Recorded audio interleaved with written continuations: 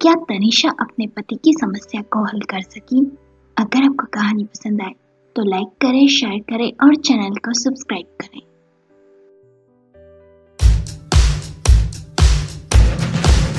तनिषा रसोई में काम कर रही थी। उसका पति संजय सोफे पर बैठा हुआ था। पास ही में तनिषा की 6 साल की बेटी नीति खेल रही थी। कुछ देर बाद बेहद ही जोर से चटाक की आवाज आई और उसी के साथ नीति जोर जोर से रोने लगी। तनिषा आटे से सने हुए हाथ धो नैपकिन से पोंछते हुए भागती सी बाहर आई। नीति दौड़कर तनिषा के पास आई और रोते हुए बोली, मम्मी, पापा ने मुझे मारा। तनिषा ने देखा नीति के गाल पर उंगलियों के निशान थे। तनिषा ने घूर के संजय को देखा, पर संजय बेहद ही गुस्से में था और किसी से फोन पर बातें करने में व्यस्त था। तनिषा का मन तो किया कि संजय के हाथ से फोन छीन पूछे कि क्यों मारा नीति को, पर चाहकर भी ऐसा ना कर सकी। नीति रोई जा रही थी। तनिषा ने उसे गोद में उठाया और अपने साथ बेडरूम में ले गई। नीति को प्यार से अपने पास सुला लिया। कुछ देर बाद नीति सो गई। तनिषा की आंखें नम थी। नीति का गाल अब भी लाल था। इतनी बेरहमी से कैसे एक पिता अपनी फूल सी बच्ची को मार सकता है? तनिषा उठकर बाहर जा ही रही थी कि उसे कार की आवाज सुनाई दी। वो जल्दी से भागती हुई बाहर गई, पर कार में बैठ संजय जा चुका था। तनिषा ने देखा ड्राइवर राम सिंह वहीं गेट के सामने कोने में खड़ा है। तनिषा ने उसे देख पूछा, राम सिंह, तुम साहब के साथ नहीं गए? राम सिंह ने कहा, नहीं मैम साहब। साहब ने कहा उन्हें कुछ जरूरी काम है, वे खुद ड्राइव कर लेंगे। तनिषा बोझिल कदमों से वापस बेडरूम में आ गई। उसने बड़े प्यार से नीति के माथे पर हाथ फेरा। उसका चेहरा आंसुओं से भीगा हुआ था। वो सोचने लगी, आजकल ये संजय को क्या हो गया है? ऐसा अजीब सा चिड़ा चिड़ा सा क्यों रहने लगा है? हर बात में गुस्सा करने लगा है। कभी भी नीति पर हाथ तक नहीं उठाया। 1 महीने में इस बार 2-3 बार ऐसा कर चुका है। रात को भी देर से घर आता है, सुबह भी जल्दी घर से चला जाता है। कभी कभी ड्राइवर को छोड़ अकेले ही चला जाता है, जबकि संजय को ड्राइव करना जरा भी पसंद नहीं है। रात का खाना भी साथ खाए न जाने कितने दिन हो गए होंगे। सोचते सोचते तनिषा फिर रो पड़ी। दरअसल तनिषा और संजय दोनों एक ही कॉलेज में साथ पढ़ते थे। दोनों एक दूसरे को कब चाहने लगे पता न चला। संजय के घर में उसके बड़े भाई नरेश और भाभी कोमल रहते थे। उनके पिता का बहुत बड़ा ही रियल एस्टेट का कारोबार था। पिता की मौत के बाद सारा कारोबार नरेश संभालता था। संजय कॉलेज खत्म होने के बाद अपने बड़े भाई नरेश का बिजनेस में हाथ बटाने लगा। जब घर में संजय की शादी की बात चलने लगी तो उसने अपने मन की बात अपने भाई नरेश और भाभी कोमल को बताई। उन्हें इस रिश्ते से कोई ऐतराज नहीं था।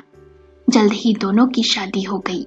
शादी के बाद नरेश ने अपने भाई संजय को एक घर गिफ्ट में दिया और संजय और तनिषा उस घर में शिफ्ट हो गए।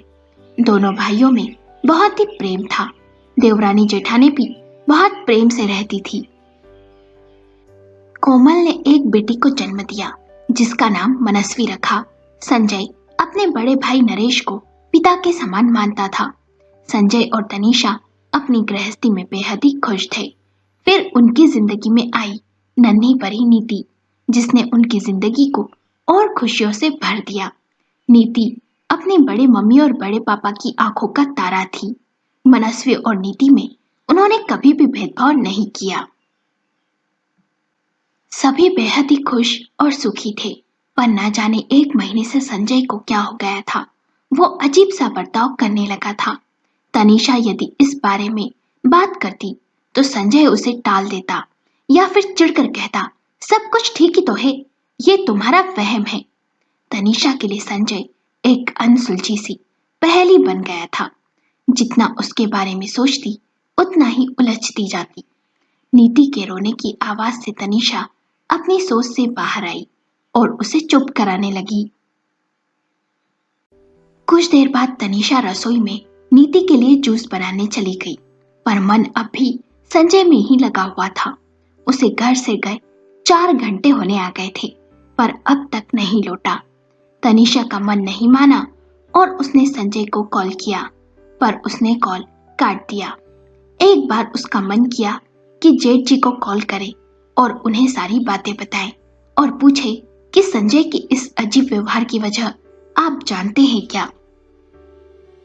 पर फिर सोचने लगी, पहले एक बार संजय से खुलकर बात करती हूँ, फिर जेठ जी से बात करूंगी।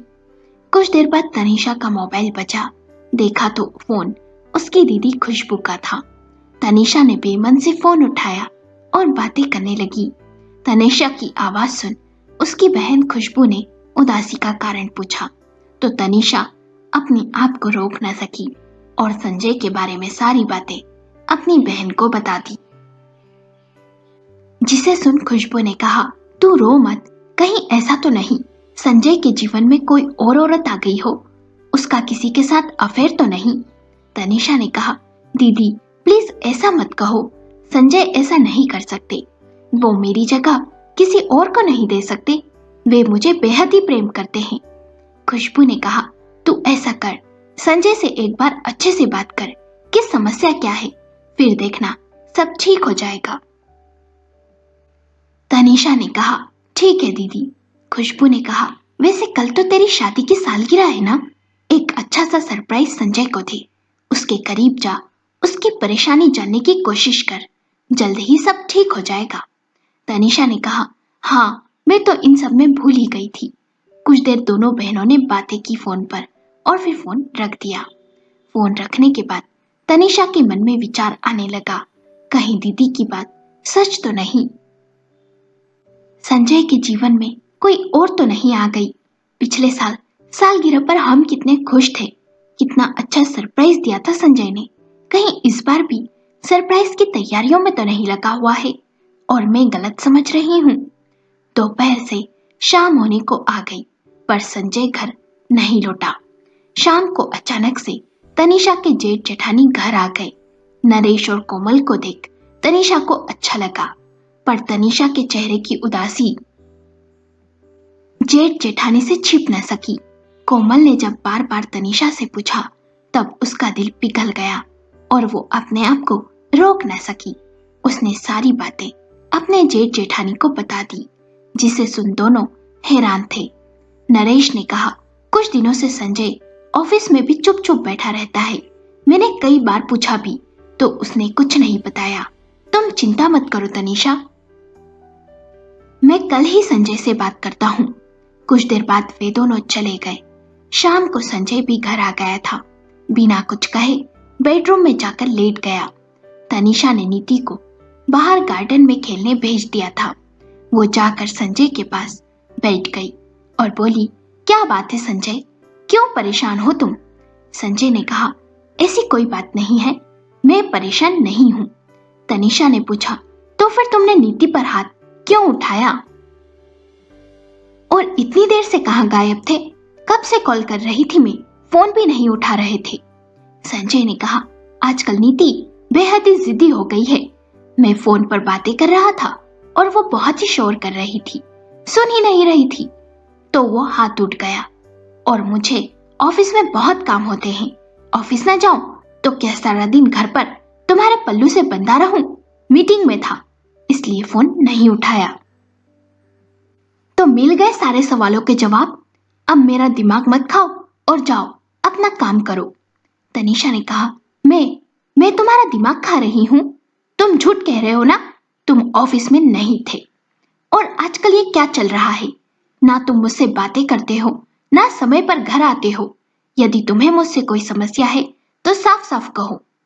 संजय ने कहा, हाँ समस्या है मुझे तुम्हारे इन सवालों से, तुम मेरा दिमाग खराब मत करो और जाओ यहां से। तनीषा ने गुस्से में कहा, ठीक है, मैं और नीति हमेशा के लिए ही चले जाते हैं इस घर से, रहो तुम चैन से। कहते हुए तनीषा बाहर जाने लगी तो संजय ने कहा, मेरा कहने का मतलब ऐसा नहीं था, प्लीज रुको, मेरी बात सुनो।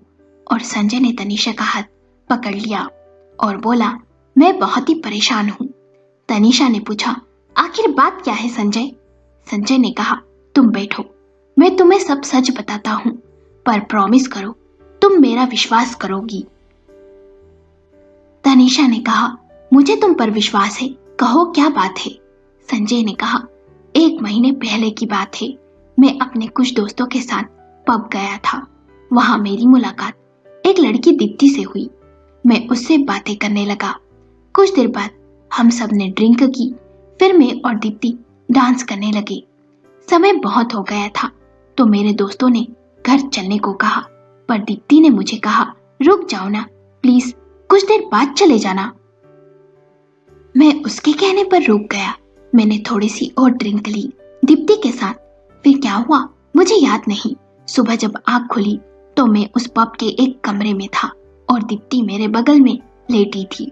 मैंने दीप्ति से कहा, हम यहाँ कैसे आए और ये सब क्या है दीप्ति? मुझे कुछ याद क्यों नहीं आ रहा? दीप्ति ने कहा, कल हमने कुछ ज्यादा ही ड्रिंक कर ली थी और हम बहक गए, पर तुम चिंता मत करो, मैं किसी से कुछ नहीं कहूंगी। मैंने कहा, देखो दीप्ति, मैं एक शादीशुदा इंसान हूँ, अपनी पत्नी से बहुत प्यार करता हूँ। हो सकता है मुझसे भूल हो गई हो, पर आज के बाद हम कभी नहीं मिलेंगे। उसके बाद मैं वहां से निकल आया, पर 2 दिन बाद मेरे मोबाइल पर दीप्ति ने कुछ फोटो सेंड किए और मुझे ब्लैकमेल करने लगी। उसने मुझसे 5 लाख रुपए मांगे, मैंने उसे दे दिए। फिर बार बार वो मुझसे मांग करने लगी और दिन पे दिन उसकी डिमांड बढ़ने लगी। इस बार उसने मुझसे 50 लाख रुपए लाने को कहा है। मैं उसके जाल में बुरी तरह फंस गया हूँ तनीषा, और मुझे उस रात क्या हुआ सच में कुछ याद नहीं आ रहा, इसलिए बहुत ही परेशान हूँ। कहीं उसने वो फोटो सोशल मीडिया पर डाल दिए तो क्या होगा? और मेरा यकीन करो, मैं तुम्हें बहुत ही चाहता हूँ। उस समय मैं होश में नहीं था, इसलिए ये भूल हो गई। प्लीज मुझे माफ कर दो। तनीषा ये सुन कुछ देर मौन बैठी रही, फिर बोली, हमें इस बारे में नरेश भैया से बात करना चाहिए, वे तुम्हारी मदद जरूर करेंगे। संजय ने कहा, क्या ये सब भैया को बताना सही रहेगा? वे ये सब सुन मुझ पर बहुत ही गुस्सा होंगे। उन्हें मेरा ये पार्टी करना, दोस्तों के साथ घूमना फिरना पहले ही पसंद नहीं। तनीषा ने कहा, गलती की है तो परिणाम तो भुगतना ही पड़ेगा ना, पर भैया जरूर मदद करेंगे। तनीषा ने कॉल कर अपने जेठ नरेश को अपने घर ही बुला लिया और उन्हें सारी बातें बता दी, जिसे सुन उन्हें बहुत गुस्सा आया और उन्होंने संजय को बहुत ही खरी खोटी सुनाई। फिर बोले, तुझे ये सब बातें हमें पहले ही बता देनी चाहिए थी। अपने परिवार से डर के कुछ छिपाना नहीं चाहिए और ना ही इस तरह का व्यवहार करना चाहिए, क्योंकि ऐसी मुसीबतों में परिवार ही मदद करता है। छिपाने से समस्या और बढ़ती ही है, सुलझती नहीं। तनीषा, तुम फिक्र मत करो, मैं अभी कमिश्नर साहब से बात करता हूँ। ये सुन संजय ने कहा, भैया पर वो फोटो उस दीप्ति ने अपलोड कर दिए तो? नरेश ने कहा, वो सब मैं देख लूंगा।